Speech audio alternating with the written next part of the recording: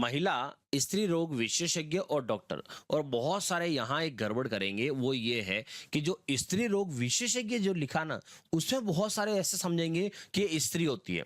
भाई ऐसा जरूरी नहीं है। स्त्री रोग विशेषज्ञ है, अब वो डॉक्टर है, वो पुरुष भी हो सकता है और महिला भी हो सकती है। ठीक है, तो यहां से आते हैं नेक्स्ट। महिला, जो महिला है, क्या सभी महिला ये डॉक्टर होगी? नहीं।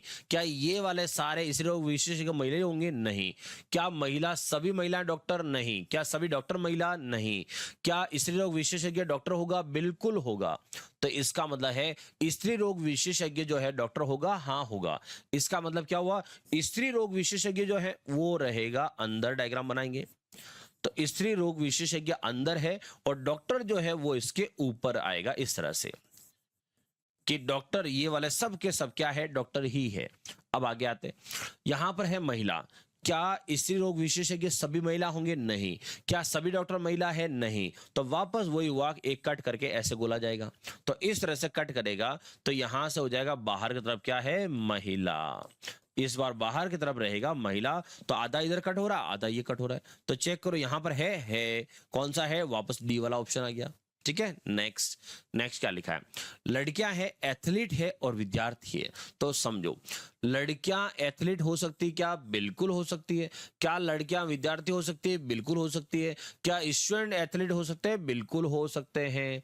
भाई पढ़ते पढ़ते बहुत सारे आपने स्कूलों में वगैरह देखा होगा कि अरे वो बहुत अच्छा एथलीट है, तो इसका मतलब है विद्यार्थी भी एथलीट हो सकता है। अब एक बात समझो, ये विद्यार्थी हो सकते हैं, ये एथलीट हो सकते हैं, एथलीट विद्यार्थी हो सकते हैं, मतलब सब एक दूसरे का काम कर सकते हैं। और जब सब एक दूसरे का काम करते हैं तो उसके लिए हमेशा का फिक्स डायग्राम आपको क्या बताया था कि जब सब एक दूसरे का काम करे तो तीनों के तीनों गोले क्या हो जाने चाहिए? आपस में कट हो जाने चाहिए। तो तीनों कट वाला डायग्राम देखो, ये वाला सी वाला बैठा हुआ है।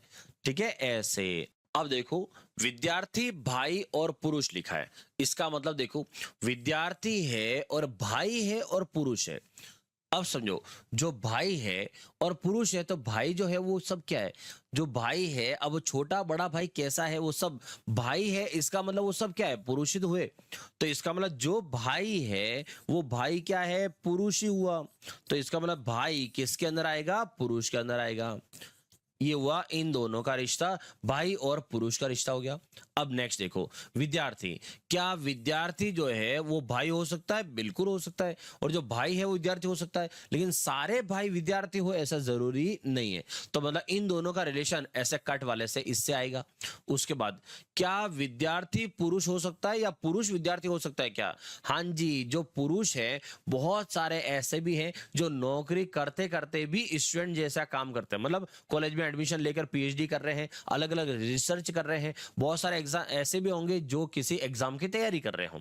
तो इसका नाम पुरुष विद्यार्थी हो सकते हैं? हो सकते हैं। तो हो सकते हैं, इसका मतलब है पुरुष विद्यार्थी हो सकता है, भाई जो है वो पुरुष जो है वो विद्यार्थी हो सकता है, भाई विद्यार्थी हो सकता है। इसका मतलब विद्यार्थी का डायग्राम पुरुष के साथ भी कट होना चाहिए और भाई के साथ भी कट होना चाहिए। तो यहां से डायग्राम दोनों के साथ कट होना चाहिए, ऐसे विद्यार्थी। तो बाकी विद्यार्थी गर्ल्स भी हो जाएगी, वो उधर से इधर आ जाएगी। तो ये हो गया डायग्राम। और इस तरह के डायग्राम देखे जाते, ये डायग्राम आपके बहुत ज्यादा है ना। तो अच्छी बात है, इससे समझने में आसानी ज्यादा रहती है, और क्योंकि इससे पता चलता है कौन कहां पर है और नहीं है। चलो नेक्स्ट देखो। नेक्स्ट लिखा है शेर, हाथी, जानवर। भाई ये तो इससे आसान और क्या होगा? है तो जानवर है, लेकिन शेर अलग है और हाथी अलग है। ये जाके आया बहुत इजी। अब चलो नेक्स्ट देखो। नेक्स्ट है तारा है, सूर्य है और बुध है। ये भी सबको आता है। तो इसका मतलब ये ध्यान ना, जो सन है, अगर कोई नहीं जानते हो तो जो सन है, सूर्य है, वो क्या है? तारा। क्योंकि जो स्टार होते हैं उन्हीं की वजह से रोशनी आती है। तो इसका मतलब सूर्य जो है वो क्या है? एक तारा है। तो ये तारा हो गया, तारा के अंदर सूर्य हो गया। और जो बुध है वो क्या है? वो ग्रह है। तो वो प्लेनेट है, ग्रह है। तो इसका नाम बुध अलग हो जाएगा। तो यहां पर एक के अंदर एक और एक अलग, ये आपका ए हो गया। ठीक है, नेक्स्ट देखो। नेक्स्ट लिखा है फसलें हैं, खेत है और जो है। अब देखो फसलें कहाँ पर होती है, खेत में होती है। तो फसलें कहाँ होती है, खेत में। तो ये खेत, खेत में क्या होती है, फसलें। और फिर क्या लिखा, जो। तो जो क्या है, एक फसल है। तो जो क्या है, एक फसल है। तो जो एक फसल है जो खेत में होती है।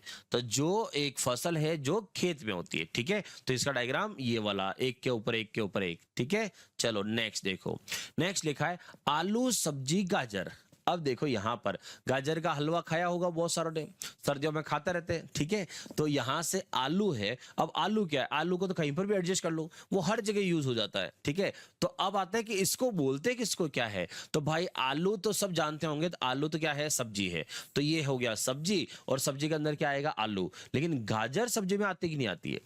तो गाजर सब्जी में आएगी कि नहीं आएगी, गाजर का तो हलवा बनता है। तो भाई भले ही हलवा बना रहे हो, हलवा बना रहे हो या कुछ भी बना रहे हो, लेकिन वो है क्या है सब्जी ही है। तो कैटेगरी उसकी सब्जी की है। तो आलू अलग है और गाजर अलग है। अब आप जैसे मान लो गोभी की सब्जी बना रहे हो, आलू गाजर गोभी सब डाल रहे हो, तो भले ही वो साथ में टकरा जाए, लेकिन गाजर अलग है और आलू अलग है, ठीक है। तो यहां से दोनों अलग अलग है। ये आपका ऑप्शन नंबर बी, ठीक है।